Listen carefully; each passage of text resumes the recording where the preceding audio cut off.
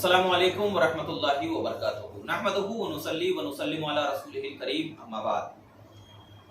नफल नमाज को बैठकर पढ़ सकते हैं या नहीं पढ़ सकते?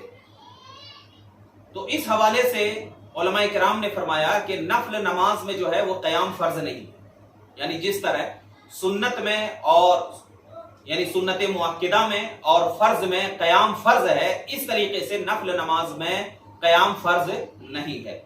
तो अगर कोई शख्स नफल नमाज को बैठकर पढ़ता है तो नफल नमाज को बैठकर पढ़ने में कोई हर्ज की बात नहीं है। अगर उज़्र भी नहीं है तो भी नफल नमाज को बैठकर पढ़ सकता है, लेकिन एक बात का ख्याल रखें कि नफल नमाज को खड़े होकर पढ़ना ये अफजल है। नफल नमाज को खड़े होकर पढ़ना ये अफजल है बनिस्बत बैठकर पढ़ने के, क्योंकि आप अगर खड़े होकर पढ़ेंगे तो इसमें सवाब जो है वो आपको ज्यादा मिलेगा बनिस्बत बैठ के पढ़ने में। यानी अगर कोई शख्स नफल नमाज बैठकर पढ़ रहा है और कोई शख्स अगर खड़े होकर पढ़ रहा है तो खड़े होकर पढ़ने वाले को ज्यादा सवाब मिलेगा बनिस्बत इसके कि जो शख्स बैठकर नमाज पढ़ रहा है। आजकल अक्सर देखा जाता है कि जब इशा की नमाज पढ़ लेते हैं तो इशा की नमाज के बाद जो नफल नमाज 2 रकात होती है वो आम तौर पर लोग क्या है बैठकर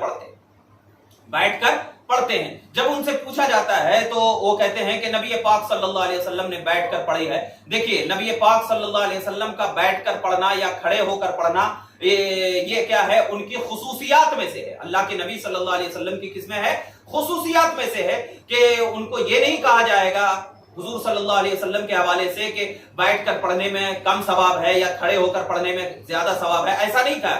हम उम्मती हैं।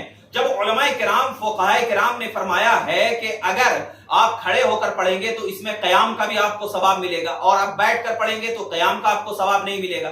तो अगर कोई शख्स क्या है खड़े होकर नफल नमाज पढ़ता है तो उसको सवाब ज्यादा मिलता है बनिस्बत उसके के बैठकर नमाज पढ़े। तो इसीलिए हमें चाहिए कि अगर अल्लाह ने हमें कोई उज़्र अता नहीं किया है, उज़्र नहीं दिया है, तो हम क्या है उज़्र ना होने की वजह से हम खड़े होकर नमाज पढ़े ताकि अल्लाह ताला हमारे सवाब में क्या है दुगनी अता फरमाए।